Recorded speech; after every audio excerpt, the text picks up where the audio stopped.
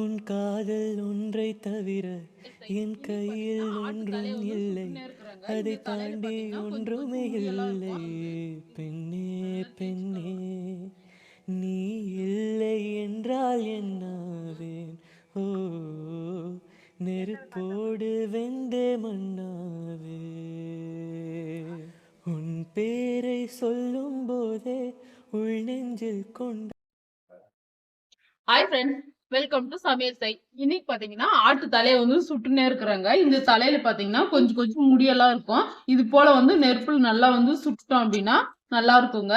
இப்போ வாங்க ஆட்டு தலையை வெட்டி சூப்பரா வந்து கிரேவி செய்ய போறாங்க. இந்த கிரேவி எப்படி செய்யலான்றத பார்க்கலாம் வாங்க. ஆட்டு தலையை பாத்தீங்கன்னா நல்லா வந்து இது போல நல்லா தீச்சு எடுத்தாச்சு. இப்போ வந்து தண்ணி போட்டு நல்லா வந்து கழுவிக்கலாம். நல்லா தேய்ச்சி கழுவுனா கருப்பெல்லாம் போயிடும். இது போல் அப்படின்னா இது போல் நார் இருந்துச்சுன்னா அதை வச்சு கூட தேய்ச்சி நல்லா வந்து கழுவி. ஆட்டு தலையை பாத்தீங்கன்னா நல்லா வந்து கழுவிட்டோங்க. நம்ம நெருப்புல வச்சு சுட்டதுனால இங்கெல்லாம் கருப்பு கருப்பா இருந்துச்சு இல்ல, இதெல்லாம் பாத்தீங்கன்னா நல்லா தேய்ச்சி கழுவிட்டு இதுக்கப்புறமா கட் பண்ணி குழம்பு செஞ்சோம் அப்படின்னா குழம்பு வந்து ரொம்பவே நல்லா வாசனையா இருக்குங்க. அப்படி இல்லைன்னா சுர வாசனையா குழம்பு வந்து அந்த அளவுக்கு வந்து டேஸ்ட் வந்து நல்லா இருக்காது. இப்போ இந்த அளவுக்கு கழுவி வச்சா இப்ப இந்த தலையை எடுத்து போய் கட் பண்ணிட்டு இதுக்கப்புறமா சமைக்கலாங்க. சரி வாங்க, இப்போ வந்து தலையை வந்து கட் பண்ணி எடுத்துக்கலாங்க. தலையை வந்து கட் பண்ணுறது கொஞ்சம் கஷ்டம்தாங்க. ஏன்னா ஆட்டு தலைக்கறியில் பார்த்திங்கன்னா கொஞ்சம் எலும்புகள் வந்து அதிகமாக இருக்கும். அதனால பார்த்திங்கன்னா பொறுமையாக வந்து கட் பண்ணிக்கலாம். நீங்கள் வாங்கும்போது பார்த்திங்கன்னா கடையிலே வந்து கட் பண்ணி வாங்கிட்டு வந்துடுங்க. தெரியல அப்படின்னா எங்களுக்கு பார்த்திங்கன்னா இது போல் கட் பண்ணி வந்து பழக்கம்தாங்க.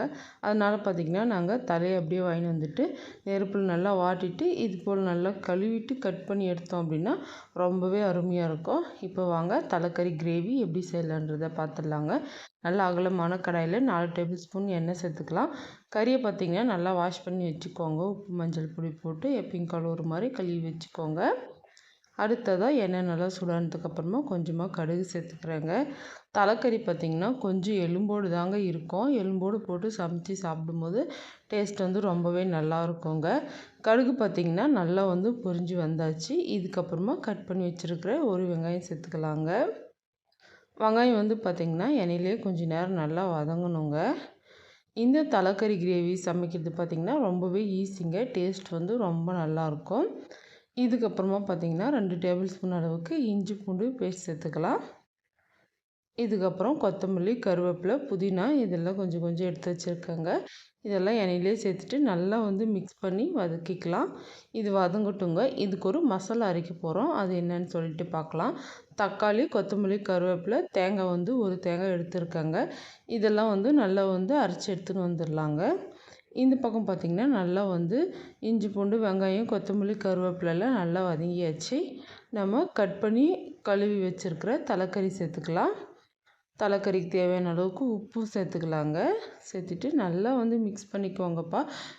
இந்த தலைக்கறியை பார்த்திங்கன்னா குக்கரில் கூட சமைக்கலாங்க. குக்கரில் செய்கிறதா இருந்தால் ஒரு 4 விசில் வேக வச்சு எடுத்துக்கோங்க. ரொம்பவே சாஃப்டாக வெந்துடும். இது பார்த்திங்கன்னா வெள்ளாட்டு தலை அப்படின்றதுனால பார்த்திங்கன்னா நாங்கள் இது போல் ஓப்பன் பாட்டில் வச்சு செய்கிறோங்க. இது போல் செஞ்சாலும் பார்த்திங்கன்னா கொஞ்சம் டைம் எடுக்கும், ஆனால் ரொம்ப ருசியாக இருக்குங்க. நல்லா வந்து மிக்ஸ் பண்ணிக்கோங்க. நாங்கள் பார்த்திங்கன்னா எப்பவுமே வெள்ளாடு தாங்க சாப்பிடுவோம். வெள்ளாடு உடம்புக்கு ரொம்பவே நல்லதுங்க. செம்மறி ஆட்டோட நல்லா வந்து மிக்ஸ் பண்ணி வதக்கிட்டு ஒரு மாட்டி மூடி வச்சிடலாங்க. நல்லா வந்து வெந்து வரணுங்க. அப்போ தான் வந்து டேஸ்ட் நல்லாயிருக்கும். எண்ணெயிலே வதங்கணும். இப்போ பாருங்கள் சூப்பராக வதங்கி கலர்லாம் சேஞ்ச் ஆகிடுச்சு. அடுத்ததாக காரம் எந்த அளவுக்கு தேவையோ அந்த அளவுக்கு நம்ம மிளகாய் சேர்த்துக்க போகிறோம்.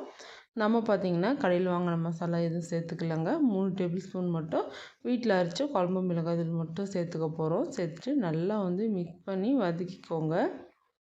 இந்த மிளகாயத்தில் இருக்கிற பச்சை வாசனைலாம் போய் நல்லா வதங்கி வந்தால் தான் டேஸ்ட் வந்து ரொம்பவே நல்லா இருக்குங்க. கொஞ்ச நேரத்தில் சட்டுன்னு சமைச்சிடலாங்க. ரொம்ப டேஸ்ட்டாக இருக்கும். கடையில் வாங்கி சாப்பிட்றத விட நீங்கள் வீட்டிலே செஞ்சு சாப்பிடும்போது நல்லா ஹைஜீனிக்காக இருக்குங்க. நல்லா வந்து மிக்ஸ் பண்ணி கலர்லாம் சேஞ்ச் ஆகி வரணுங்க. இப்போ பாருங்கள் நல்லா வதக்கும் போதே நல்ல மணமாக இருக்கும். இதுக்கப்புறமா பார்த்திங்கன்னா நம்ம அரைச்சி வச்சுருக்கிற தக்காளி, தேங்காய், கொத்தமல்லி, கருவேப்பிலை நான் பார்த்திங்கன்னா எப்பயுமே வந்து மசாலா அரைக்கும் போதே கொஞ்சம் கொஞ்சம் வந்து கொத்தமல்லி கருவேப்பிலை போட்டு தாங்க அரைப்போம். அம்மா வந்து அது போல் செய்வாங்க. டேஸ்ட் வந்து ரொம்பவே நல்லா இருக்குங்க. அதை பார்த்து பார்த்திங்கன்னா நானும் வந்து கற்றுக்கினேங்க. கொஞ்சம் கொஞ்சம் போட்டு அரைச்சோம் அப்படின்னா ரொம்பவே நல்லாயிருக்கும். எண்ணெயில் நல்லா வதங்கிட்டுக்கப்புறமா மசாலா ஊற்றி நல்லா வந்து ஒரு வாட்டி நல்லா மிக்ஸ் பண்ணிவிட்டு மிக்ஸி அரிசி கொஞ்சமாக மட்டும் தண்ணி சேர்த்துக்கிறேங்க. தண்ணி சேர்த்து நல்லா மிக்ஸ் பண்ணிக்கலாம். உங்களுக்கு எந்த அளவுக்கு தண்ணி வேணுமோ அந்த அளவுக்கு வச்சுக்கோங்க. நீங்கள் குழம்பு மாதிரி செய்கிறதா இருந்தால் இந்த ஸ்டேஜில் பார்த்தீங்கன்னா குழம்பு நல்லா கொதித்து வந்ததுக்கப்புறமா கொத்தமல்லி கருவேப்பிலை போட்டு ஆஃப் பண்ணிடலாங்க. நான் கொஞ்சம் கிரேவி மாதிரி செய்கிறதுனால பார்த்தீங்கன்னா நல்லா வந்து ட்ரை ஆகட்டும்னு சொல்லிட்டு நல்லா வச்சுருக்கேங்க. கறி பார்த்திங்கன்னா சூப்பராக வந்து வெந்துருங்க. இந்த அளவுக்கு வந்து நல்லா ட்ரை ஆகி வந்ததுக்கப்புறமா கொத்தமல்லி போட்டுடலாங்க. கொத்தமல்லி போட்டு ஒரு வாட்டி மிக்ஸ் பண்ணி எடுத்தால் டேஸ்டியான ஆட்டு தலைக்கறி கிரேவி வந்து ரெடி ஆகிடும். கண்டிப்பாக உங்கள் வீட்டில் ட்ரை பண்ணி சாப்பிட்டு பாருங்கள். எப்படி இருந்துச்சுன்ட்டு மறக்காமல் கமெண்ட் பண்ணுவீங்க. ரொம்ப அருமையாக இருக்குங்க. இந்த வீடியோ உங்களுக்கு பிடிச்சிருக்கு அப்படின்னு நினச்சிங்கன்னா சமையல் செய் சேனலுக்கு ஒரு லைக் பண்ணிவிடுங்க. அடுத்தது ஒரு இன்ட்ரெஸ்டிங்கான சமையல் வீடியோவில் பார்க்கலாம் ஃப்ரெண்ட்ஸ்.